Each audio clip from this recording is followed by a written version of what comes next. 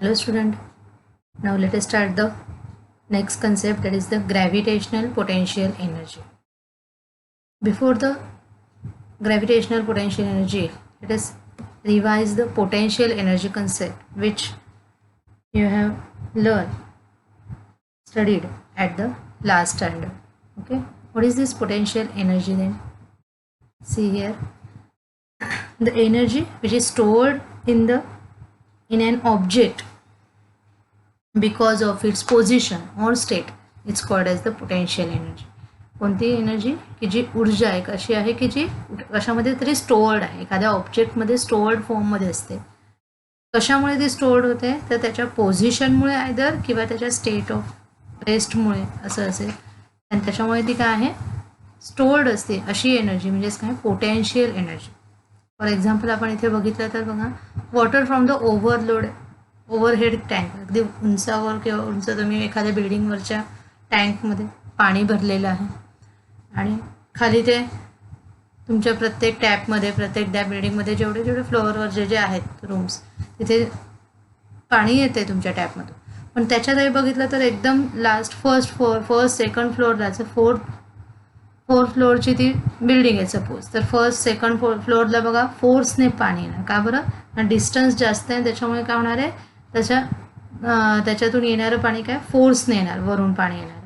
पण जर डिस्टन्स कमी असेल, म्हणजे थर्ड आणि फोर्थ फ्लोअरला बघितलं तर तसा तो फोर्स आपल्याला थोडासा कमी दिसेल as compare to first and second floor. किंवा कॉम्प्रेस स्प्रिंग बघितली, तुम्ही स्प्रिंग आपण हातात घेतली, ती स्प्रिंग कॉम्प्रेस करा, त्याच्यावर प्रेस करा आणि सोडली तर ती काय होईल, जोरदारपणे आपल्याला लांब उडाल्यासारखी दिसेल. किंवा तुमच्या पेनामध्ये पण ती स्प्रिंग असते बऱ्याच वेळेस, की जी काय आहे तुम्हाला पेनाचं टोक पुढे आणि मागे घ्यायला सोपं पडतं. स्ट्रेच बो एखादा, म्हणजे स्ट्रेच बो म्हणजे आता इथं तुम्हाला चित्रामध्ये दिसतंय की धनुष्य बाणाला तुम्ही बाण लावलेला आहे धनुष्याला, तो जेवढं तुम्ही मागे ताणाल तेव्हा तेवढी त्याच्यामध्ये काय होते, एनर्जी स्टोअर्ड होते.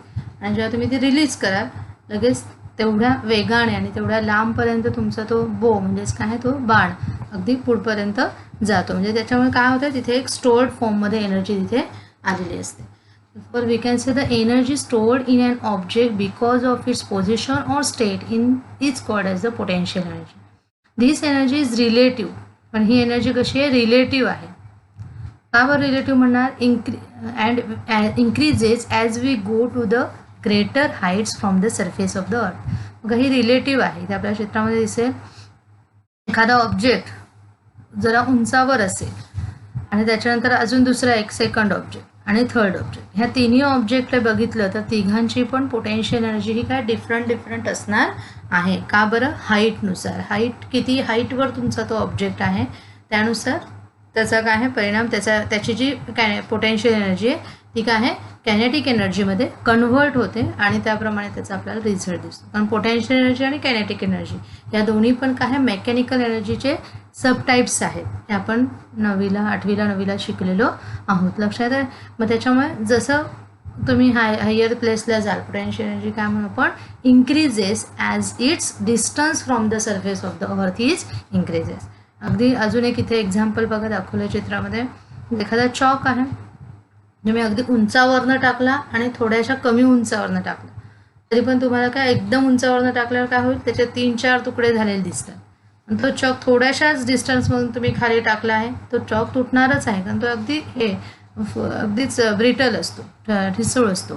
त्याच्यामुळे काय आहे, आपण म्हणू शकतो तो लगेच त्याचे फार 1 ते 2च तुकडे, एकाचे 2 तुकडे होताना दिसून येतात. पण जर आणखी उंचावरनं टाकलं तर त्याचे 3 पण तुकडे होतात, 4 सुद्धा होऊ शकतात. म्हणजेच काय आहे, याचा अर्थ आपल्या लक्षात येतं की तिथे ग्रॅव्हिटेशनल पोटेन्शियल एनर्जी सुद्धा काय आहे, अप्लाय होत असते. We had assume that the potential energy of an object of mass m at a height h from the ground is mgh. आता पोटेन्शियल एनर्जीचा फॉर्म्युला आपण गेल्या वर्षी बघितला आहे, काय आहे, mgh, ज्याच्यामध्ये ऑब्जेक्टचं मास m आहे, हाईट h या हाईट आणि ग्राउंडवर ते होतं. म्हणजे ग्राउंड लेवल म्हणजेच काय आहे, अर्थ सरफेसची ग्रॅव्हिटेशनल एनर्जी, ग्रॅव्हिटेशनल एक्सलरेशन त्याच्यावर अप्लाय होत असतं. म्हणून जी हा त्याच्यासाठी आपण वर्ड घेतला आहे. ग्रॅव्हिटेशनल एक्सलरेशन काय, it is denoted by the letter small g, therefore we get the formula as mgh. पण ऑन द ग्राउंड लेवलला जर तो बघितलं, h हाईट ही काय आहे, 0 आहे. किंवा हाईट ही 0 झाली, तर आता ह्याच्यातली कुठलीही क्वांटिटी 0 झाली तर ॲटोमॅटिकली काय ते मल्टिप्लिकेशनमध्ये आहे, त्याच्यामुळे बाकीचे जरी मास त्या ऑब्जेक्टला मास असेल, ॲक्सिलरेशन असेल, तरीसुद्धा काय होणार आहे, ची व्हॅल्यू जर 0 पुटअप केली तर ॲटोमॅटिकली कंप्लीट क्वांटिटी काय होणार आहे, 0 होणार आहे. Therefore we can say see here potential energy on the surface of the earth, it is अगदी सरफेसला चिटकून आहे, तर त्याची पोटेन्शियल एनर्जी त्याच्यामध्ये काय आहे, 0 आहे. हां, आणि त्याचप्रमाणे जर ती हाईटला थोडीशी उंचावर घेतली तर त्याच्यामध्ये पोटेन्शियल एनर्जी काहीतरी असेल, कारण ची काहीतरी व्हॅल्यू येईल, 0 असेल का नाही, काहीतरी 1 सेंटीमीटर, 1 2 3 4 काय जी असेल ती जी तितकं हाईट किलोमीटर असेल, मीटर असेल, जी आपण त्याच्यामध्ये पुटअप करू तेवढी काय असणार आहे त्याच्यामध्ये पोटेन्शियल एनर्जी आपल्याला दिसणार आहे. आणि मग काय होणार, त्याचा मास त्याला मल्टिप्लाय होईल, त्याचं ग्रॅव्हिटेशनल कॉन्स्टंट जी आहे 9.8 तो सुद्धा त्याच्यामध्ये मल्टिप्लायर होईल आणि मग आपल्याला MgHची व्हॅल्यू मिळेल. लक्षात आहे, म्हणून काय आहे, ग्रॅव्हिटेशनल पोटेन्शियल एनर्जी आपण काय म्हणू शकतो त्या ठिकाणी MgH आहे. पण त्याचप्रमाणे बघा आणखीन आपल्याला लक्षात घ्यायचं आहे, जरी आपण ग्रॅव्हिटेशनल पोटेन्शियल आणि पोटेन्शियल एनर्जी या दोन्ही कन्सेप्ट थोड्याशा कंपेअर करत असू तरी पण थोडेसं आपल्याला त्याच्यामध्ये चेंज दिसणार आहे बघा. But for large value of the H, पण एचची व्हॅल्यू जर लार्ज होत गेली, तुम्ही थोडं ठीक आहे 1 मीटर आहे, 2 मीटर आहे, 4 मीटर असं जर तुम्ही बघितलं तर काय आहे, व्हॅल्यू ऑफ जी, पण तिथे एच ही व्हॅल्यू जरी, पण जी ही व्हॅल्यू काय आहे, आपण बघितलं लास्ट लेक्चरला की जी व्हॅल्यू ही सगळीकडे कॉन्स्टंट असते का, तर नाही, ती जशी जशी काय होणार आहे हळूहळू डिक्रीज होत जाणार. The value of the G decreases with the increase in the H. For an object at infinite distances from the earth the value of G is 0 also. म्हणजे अतिशय इन्फायनाइट डिस्टन्सला जर एखादा ऑब्जेक्ट गेला तर ती जीची व्हॅल्यू 0 सुद्धा होते. जशी ती अर्थ सरफेसला 0 आहे, सरफेसला अगदी चिटकून आपण उभं आहे, आपली जी व्हॅल्यू 0 आहे, तशीच ती अगदी इन्फायनाइट डिस्टन्सला गेल्यावर सुद्धा 0 होते. हे आपण मागच्या काही 1-2 लेक्चरमध्ये पाहिलेलं आहे.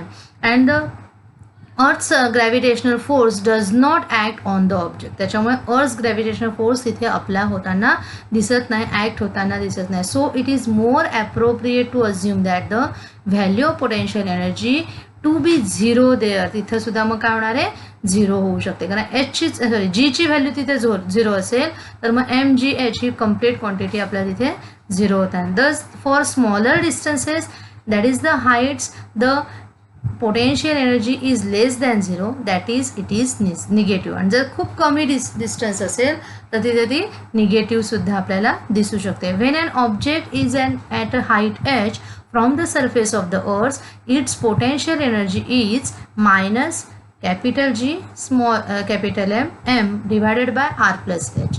आता ही क्वांटिटी कुठून आली, हा ॲक्च्युली हा एक फॉर्म्युला आहे की जो काय आहे ह्या सगळ्या सर्कमस्टन्स लक्षात घेऊन काढलेला आहे. पण आता ह्याचं डेरिवेशन आपल्याला ह्या वर्षी शिकायला नाही आहे, त्याच्यामुळे आपण हा डायरेक्टली फॉर्म्युला घेणार आहोत. ह्याचा जास्त आपल्याला वापर नाही आहे, पण म्हणून आपण फक्त जो लक्षात ठेवायचा आहे -G, हा G फक्त म्हणजे फक्त प्रत्येक क्वांटिटीची मात्र आपण ओळख करून घेऊयात.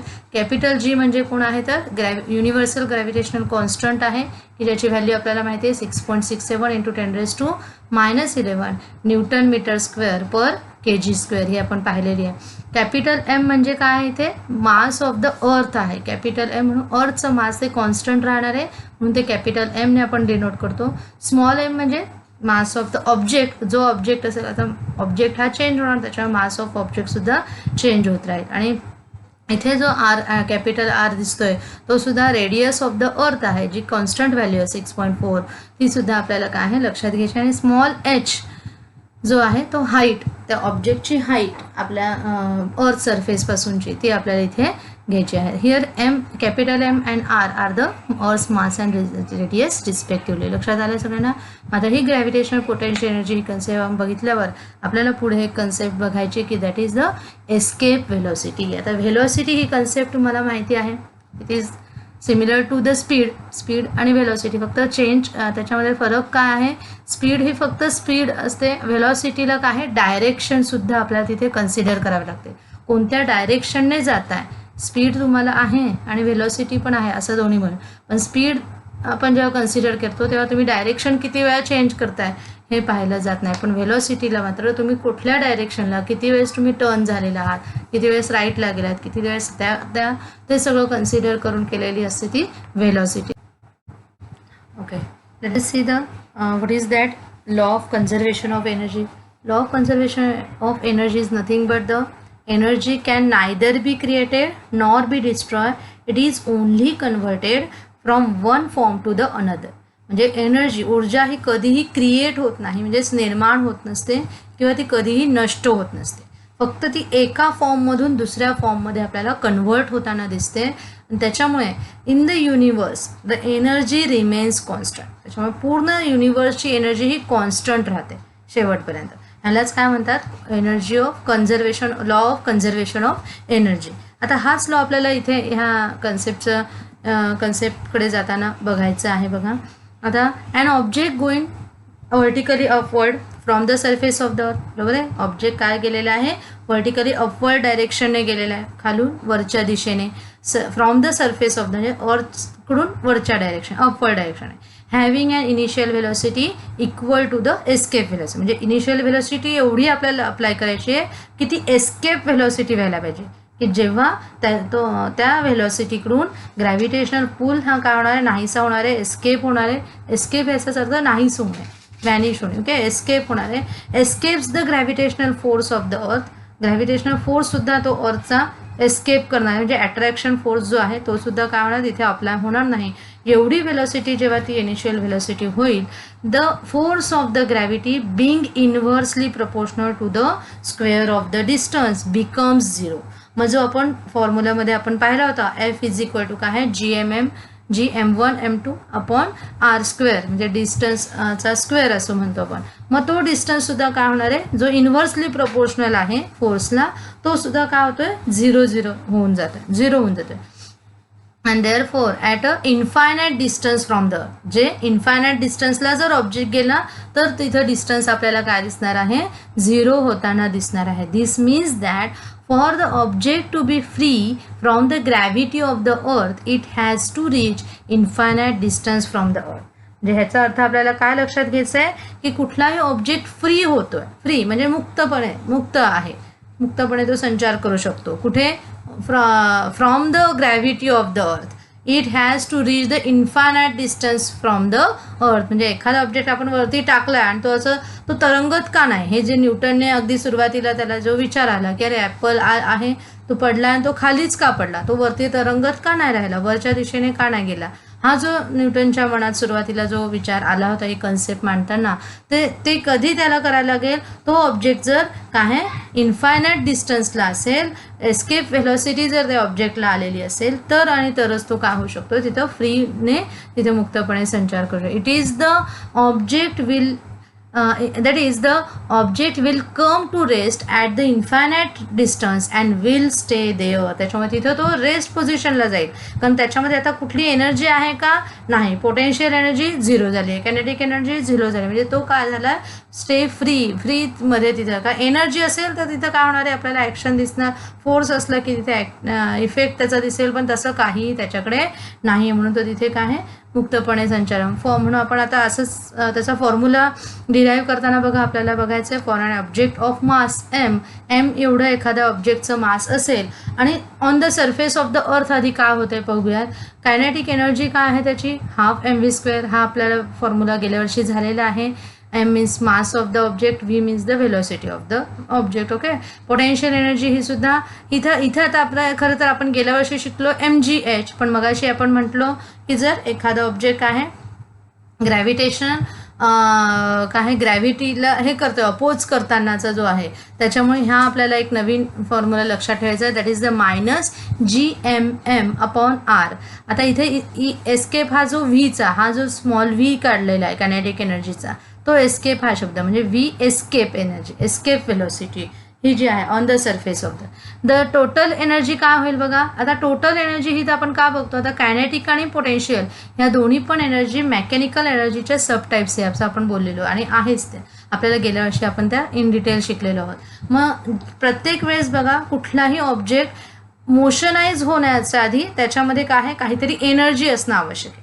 आपण पण बघा आता खूप फास्टमध्ये आपल्याला कॉम्पिटिशनमध्ये धावायचं आहे, तर आधी आपण स्वतःमध्ये ती एनर्जी स्टोअर करून ठेवतो आणि आता आपल्याला माहिती आहे की एवढं आपल्याला टार्गेट पास ऑन करायचं आहे. मग आपण आपल्याला मध्ये आपली तेवढी शक्ती असेल तर आपण तिथे धावू शकतो. म्हणजे आपल्याकडे पोटेन्शियल एनर्जी तेवढी असेल तर आपली काय आहे त्याचं कन्व्हर्जन कायनेटिक एनर्जीमध्ये होणार आहे. जर आपण काहीच खाल्ले पिलेलं नाही, पूर्णपणे रिकामे पोट आहे, 1-2 दिवस समजा तुम्ही जेवलेला नाही, तुम्ही काही उठू वगैरे शकता का? नाही. म्हणजे रोजचं कामसुद्धा आपल्या शरीरामध्ये अधिक आहे केमिकल फॉर्ममध्ये किंवा केमिकल एनर्जीच्या फॉर्ममध्ये ती काय आहे पोटेन्शियल एनर्जी आपल्या शरीरामध्ये असते. म्हणून आपण काय आहे वेगवेगळे मेकॅनिकल एनर्जीमध्ये त्याचं कन्व्हर्जन करतो. म्हणजे वेगवेगळे मग व्यायाम करू शकतो, हालचाल करू शकतो, धावू शकतो, उठू शकतो, बोलू शकतो, पळू शकतो. हे सगळं आपल्या शरीरामध्ये अन्न म्हणजे जे आहे फूड आहे ते आपल्याला गेलं पाहिजे. पोटात अन्न असेल तर आपण काय आहे प्रत्येक गोष्ट करू शकतो. म्हणजे पोटेन्शियल एनर्जी असेल तर कायनेटिक एनर्जी तिथे असणार आहे. पण दोन्ही पण काय आहे त्या एकमेकांमध्ये कन्व्हर्ट होत असतात. मग त्याच्यामुळे टोटल एनर्जी काय होते रिमेन्स द कॉन्स्टंट. हा आपल्याला जो कन्झर्वेशन ऑफ लॉ आहे हे आपल्याला सांगताना दिसतं. मग टोटल एनर्जी काय आहे तर ही kinetic energy is equal to potential energy. म्हणजे E1 आता आपण बघूया. त्याच्यामध्ये E1 मध्ये पण काय दिसते kinetic energy plus potential energy. ही आपल्याला काय मिळते half mv escape square minus G. Minus का बरं आला आता इथं ऑलरेडी पोटेन्शियल एनर्जीचा फॉर्म्युलामध्येच -gmm/r आहे. मग इथं जरी प्लस असेल तर इथे मायनस प्लस काय होणार आहे it becomes minus and therefore we get the formula is half mv² minus gmm/r. Okay. आता आपल्याला आधी थोडंसं पुढे जाण्याच्या आधी at a infinite distance from the earth ह्याचा आपण विचार करूयात. इन्फायनाईट डिस्टन्सला कायनेटिक एनर्जी पोटेन्शियल एनर्जी कशी असणार आहे, टोटल एनर्जी किती असणार आहे. कायनेटिक एनर्जी काय असणार आहे कोणावर डिपेंड्स असते पोटेन्शियल. म्हणून आता पोटेन्शियल एनर्जी आपण बघायला गेलो तर ठीक आहे मायनस आहे जी ग्रॅव्हिटेशनल कॉन्स्टंट आहे. ठीक आहे मास ऑफ द अर्थ पण आहे, मास ऑफ द ऑब्जेक्ट ह्या क्वांटिटी आहेत. पण डिस्टन्स जे आहे खाली r means what there is a distance from the earth surface ते आपल्याला इन्फायनाईट आहे. कसं आहे इन्फायनाईट. मग आता मॅथमॅटिकली ह्याचा विचार करायला गेलो तर एनी क्वांटिटी अपॉन इन्फायनाईट असं जेव्हा असतं तर त्याची व्हॅल्यू आपल्याला काय मिळते 0 मिळते. ओके. तिथे आपल्याला अशा मॅथमॅटिक्सच्या फॉर्ममध्ये आपण जर बघायला गेलो तर ह्याची व्हॅल्यू नेहमी कुठलीही क्वांटिटी मग वरती 1 असू दे एनी व्हॅल्यू असू दे कॅल्क्युलेट कोणताही नंबर असू दे दॅट डिवायडेड बाय इन्फायनाईट असं केल्यावर आपल्याला त्याची व्हॅल्यू काय मिळणार आहे 0. Therefore potential energy becomes 0 and if the potential energy is itself as a 0 then if it is converted into the kinetic energy that also becomes the 0 only. Then we get the total energy as what kinetic energy plus potential energy. Both quantities are 0 therefore 0 plus 0 we get the 0. We give the name for the total energy at infinite distance ला आपण काय म्हणूयात E2 म्हणूयात आणि on the surface of the earth ला E1 म्हणूयात. आता आपल्याला पुढे लक्षात येईल from the principle of the conservation of the एनर्जीच्या कन्झर्वेशनचं जे प्रिन्सिपल आहे इट इज काय आहे total energy in the universe remains constant. Then we can say E1 and E2 this both energy remains constant that is they are equal at all the time. मग ही E1 काय आहे तर half mv² escape minus gmm जे आपण मागच्या ह्याच्यामध्ये बघितली ही आपली E1 ची व्हॅल्यू ती आपण ठेवली आहे आणि E2 ची व्हॅल्यू काय 0 ती आपण इथे आपण ठेवूयात बघा इज इक्वल टू 0.